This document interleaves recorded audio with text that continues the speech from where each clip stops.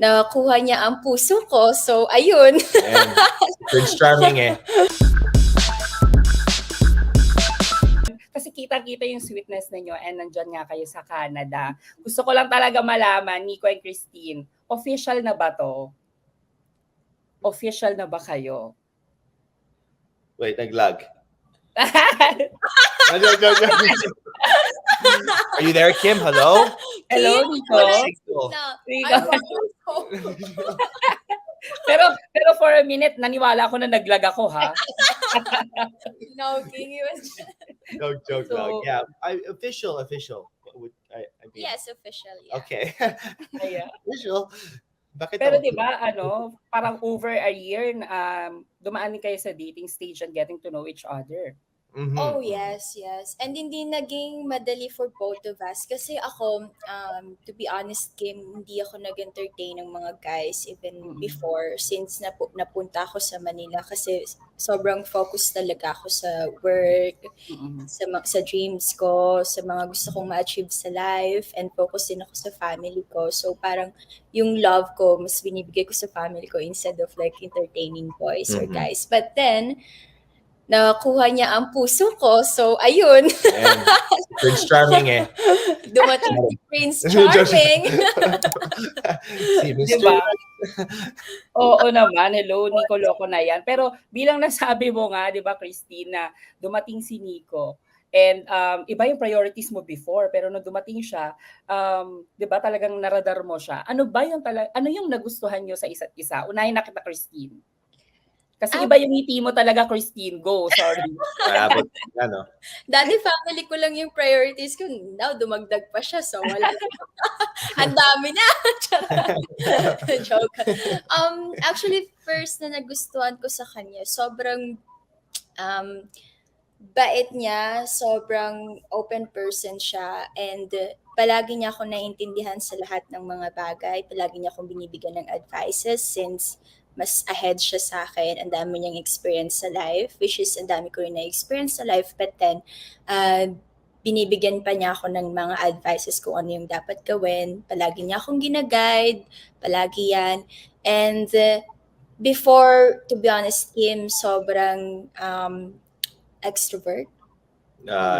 Introvert ka person dati, ako. sobra. Yeah. The definition. Yes. Pero now, alam mo yung feeling na nalabas niya yun sa akin. Now, sobrang open person ko Masyado na. na eh. Hindi naman masyado. Joke. Natulungan niya ako na lumabas sa pagiging ganon, which is much better for me kasi naiintindihan niya na ako lalo, and mas nalalabas ko yung nararamdaman ko, hindi lang sa relationship namin, emotional also, sa mga ibang things na nararamdaman ko, and nahe-help siya for me. And siya talaga yung safest person ko. So, yeah, sobrang comfortable ako sa kanya. Wow. Grabe naman ang tamis at maiinggit na rin talaga ako dito. Grabe yung tanong ko.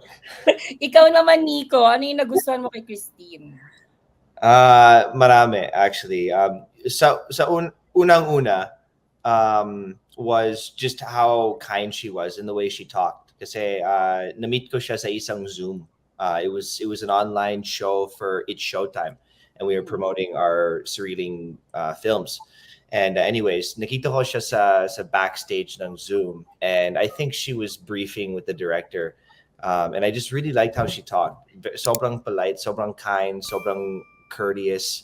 These are all things that I value, right? So parang that's what got my attention to message her, sa Instagram, just slid into the DMs, and buti na lang nag-respond siya, nag-reply siya. Not she just said po, ? To my hello, how are you, Christine? So medyo malungkot ako dyan, but I lumaban ako, and I kept messaging her, and I ended up realizing that she's just a really good person. Same values, sobrang family-oriented siya. Family is everything to me. To us Italians, it's everything. So she treats her family like they're everything as well. So I really, really like that, and that's parang a winner for me. Tapos sobrang kind siya, and she takes her work seriously, which is also important sa akin kasi my craft, acting, and being in this business is my passion. It's my life. and I would say parehas para sa kanya. So marami kaming similarities, so I think it just it clicked. Mm-mm. And pinatunayan ni Nico na talagang risk taker nga, tulad ng nasabi natin kanina sa this or that. Kasi kung hindi niya message si Christine sa Instagram, Totoo. yung ni Christine ngayon, di ba? That's a good point, actually. Buti na lang risk taker siya. Not. And the ad ko pala also, smart kasi siya. So, yun yung pinaka nagustuhan ko sa kanya, and this family-oriented as well. So, yeah. Grabe. May I just say muna ha, na bago tayo mag-forward sa next question. Grabe naman yung kilig ko dito. Kinokontrol ko na lang, pero sige, para mailaban tong interview natin. Malamig ba, Kim? Malamig. Medyo ano. Oh yeah, sorry. Parang may langgam na. Anyway. May langgam na.